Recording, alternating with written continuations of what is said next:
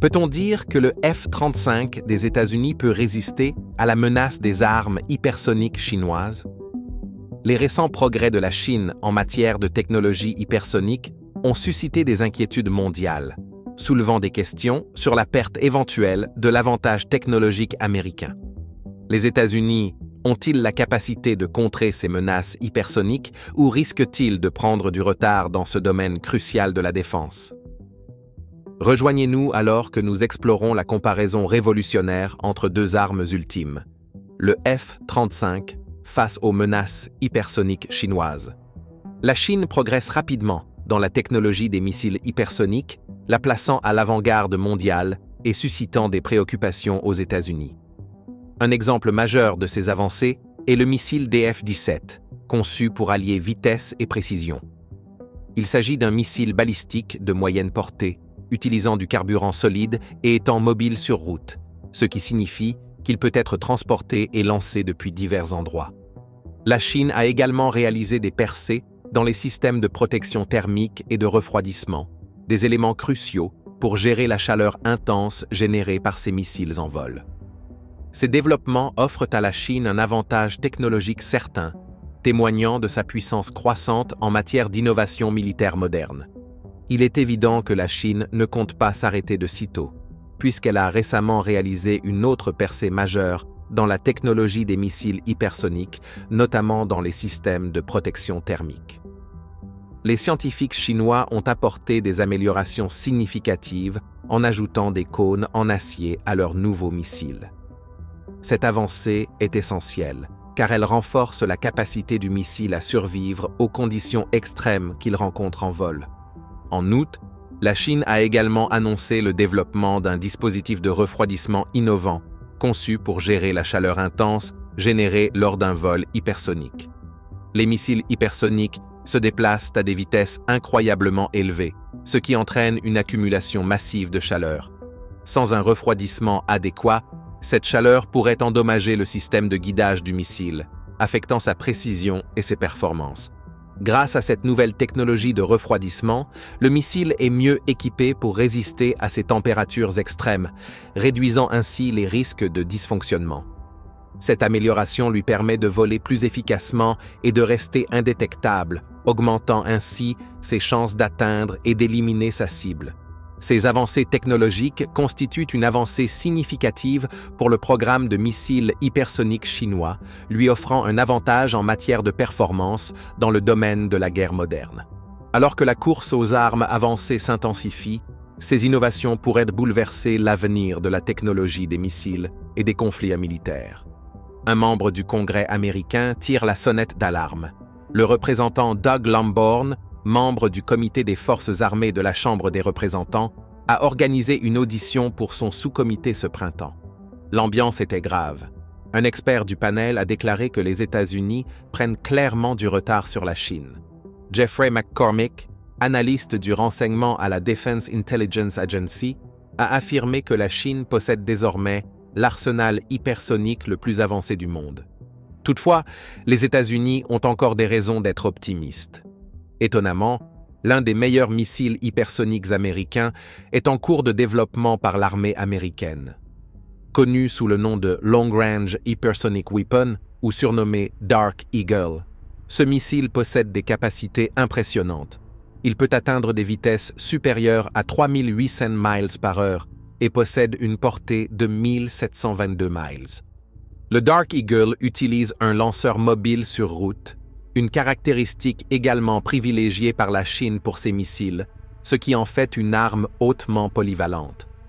Selon l'armée américaine, le missile peut atteindre le sommet de l'atmosphère terrestre et rester juste hors de portée des systèmes de défense aérienne et antimissiles jusqu'à ce qu'il soit prêt à frapper. Lorsqu'il devient détectable, il est déjà trop tard pour réagir. Malgré les avancées chinoises, tout n'est pas perdu pour les États-Unis. La course au développement des missiles hypersoniques est cruciale, et la Chine a fait des progrès remarquables dans ce domaine. Ces scientifiques ont continuellement fait avancer la technologie hypersonique et disposent déjà de missiles rapides et manœuvrables en service. L'armée chinoise continue d'améliorer ses armes, et ces avancées rapides constituent un défi que les États-Unis, doivent être prêts à relever. Cependant, les États-Unis ne sont pas loin derrière, et avec une concentration et un engagement appropriés, ils peuvent rattraper la Chine. Le problème réside dans l'approche du développement hypersonique par l'armée américaine. Alors que la Chine a réussi à progresser de manière constante et progressive dans sa technologie des missiles, les États-Unis ont réparti leurs efforts entre divers programmes au sein de différentes branches militaires. Ce manque de coordination pourrait ralentir les avancées. En revanche, l'approche plus rationalisée de la Chine lui permet de progresser plus rapidement et de déployer des systèmes plus avancés. Les États-Unis ont encore une chance de reprendre la tête, mais cela nécessitera des efforts forts et ciblés. Nous n'avons pas encore vécu un moment Sputnik, où la Chine effectuerait un test de missile hypersonique très médiatisé pour démontrer ses intentions stratégiques.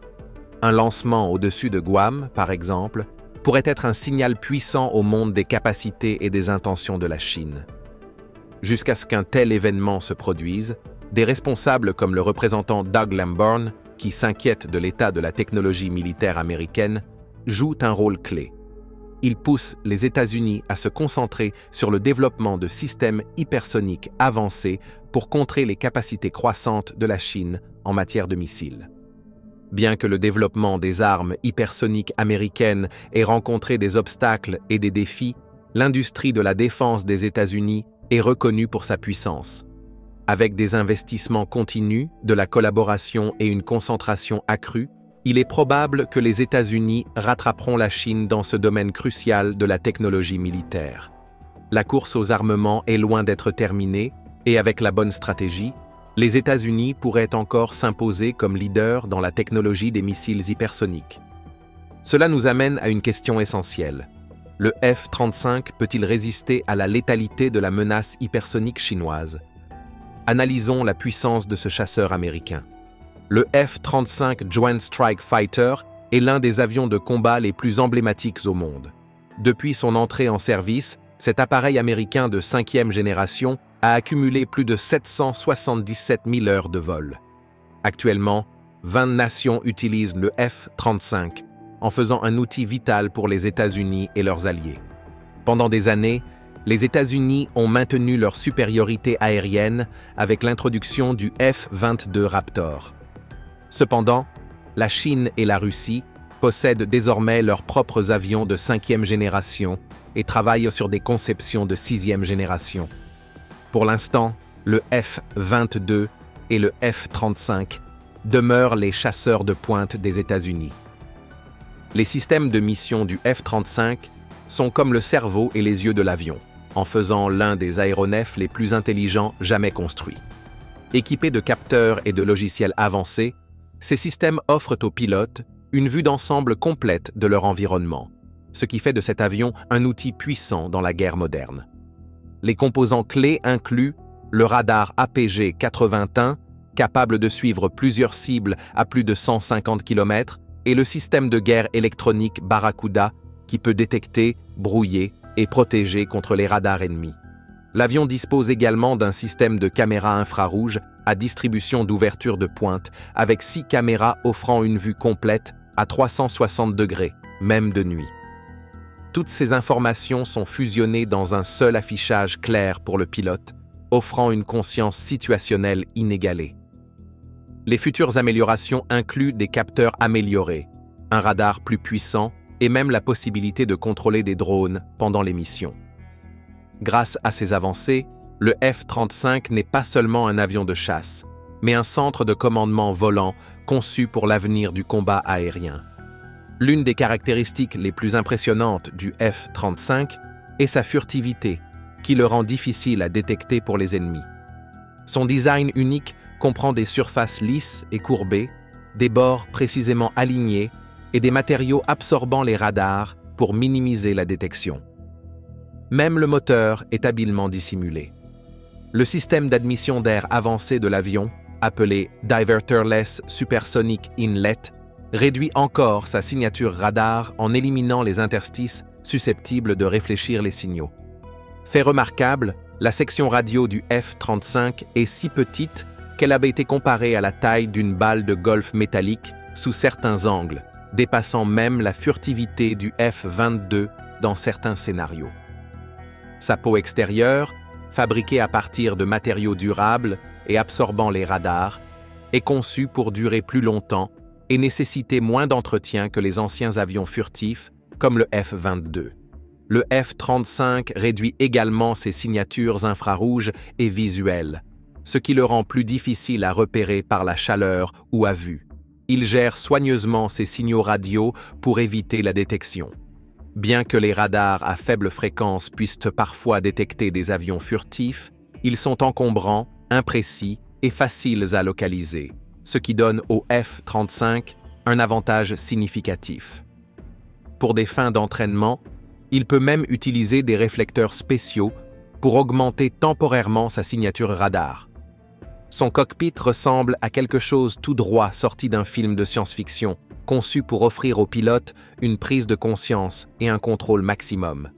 Au cœur de celui-ci se trouve un immense écran tactile de 20 sur 8 pouces, affichant toutes les données de vol, les systèmes d'armement et les alertes.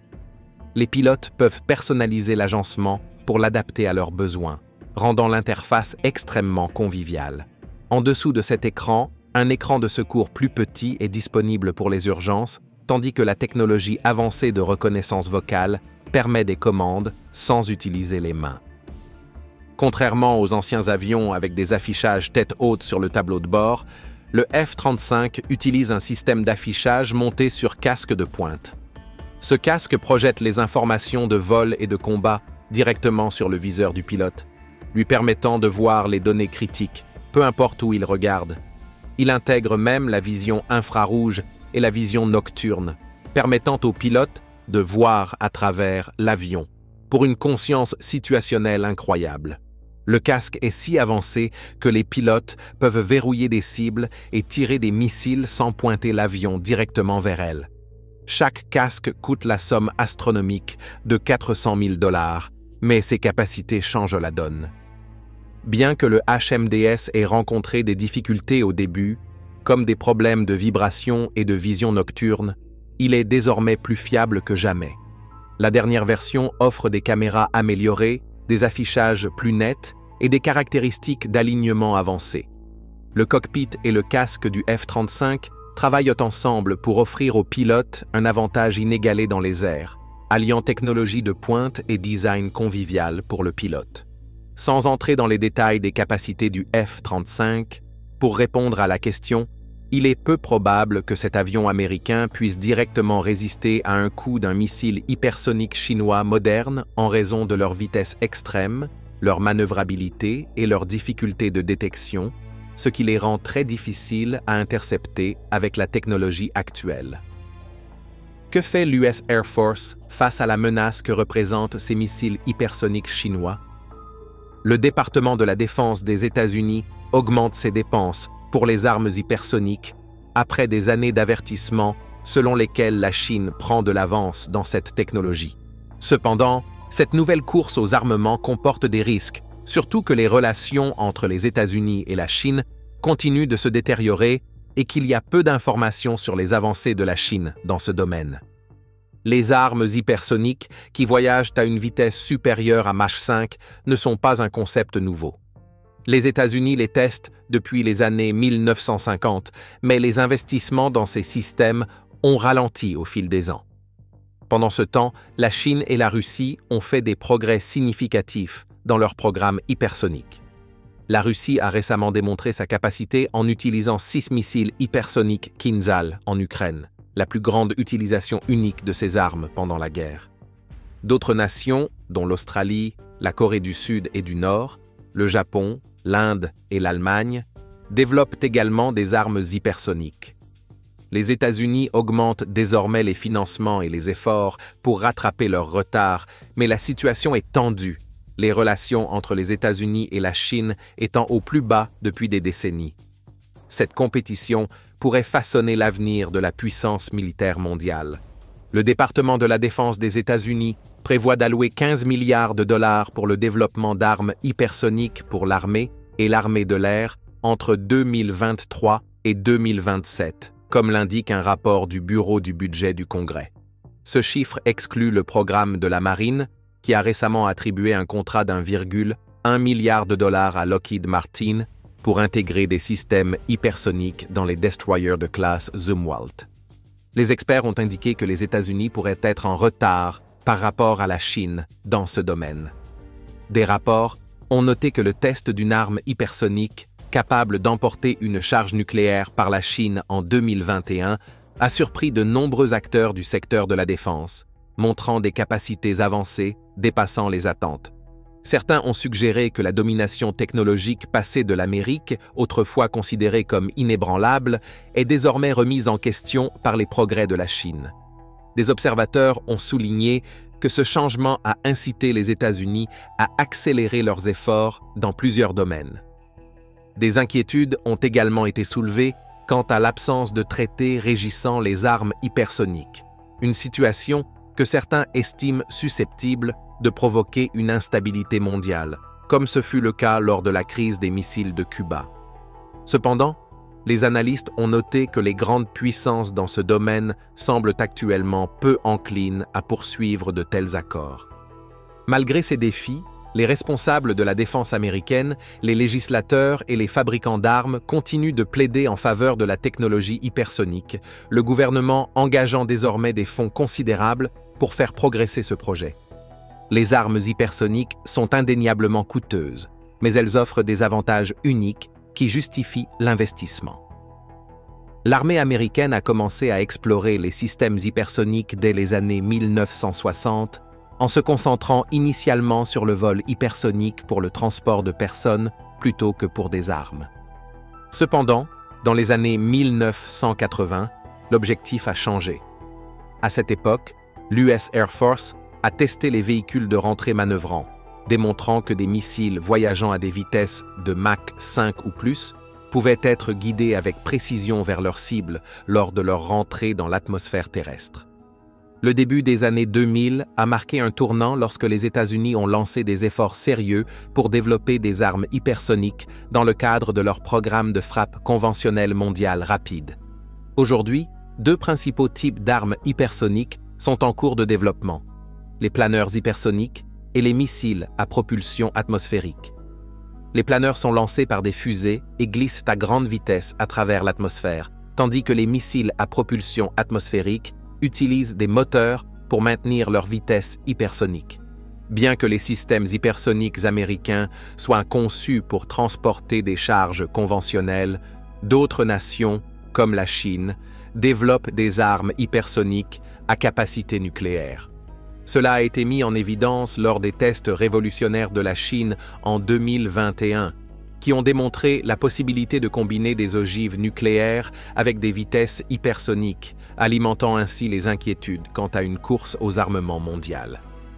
Alors que les États-Unis poursuivent leurs avancées, ces systèmes promettent une vitesse, une précision et une flexibilité inégalées dans la guerre moderne, ce qui en fait un élément essentiel des stratégies de défense. La Chine cherche depuis longtemps des moyens de contrer les systèmes de défense antimissiles américains qu'elle considère comme une menace pour sa dissuasion nucléaire, selon Lyle Morris, chercheur principal à l'Asia Society Policy Institute. Depuis le début des années 2000, la Chine a considérablement renforcé son programme d'armement hypersonique, notamment après le retrait des États-Unis du traité sur les missiles antibalistiques conclu avec l'Union soviétique. Sans restriction sur le développement de ces systèmes, la Chine s'est sentie contrainte de développer un autre type de dissuasion. L'un des principaux axes de développement de la Chine a été les armes hypersoniques de type planeur. Ces systèmes commencent leur trajet au sommet d'un missile balistique, explique Timothy Heath, chercheur en défense à la Rand Corporation. Une fois que le missile atteint une certaine altitude, le planeur hypersonique se détache et se déplace à une vitesse incroyable dans l'atmosphère. Contrairement aux missiles balistiques traditionnels qui suivent une trajectoire fixe, le planeur peut manœuvrer en vol, utilisant l'élan de son lancement pour atteindre sa cible avec précision.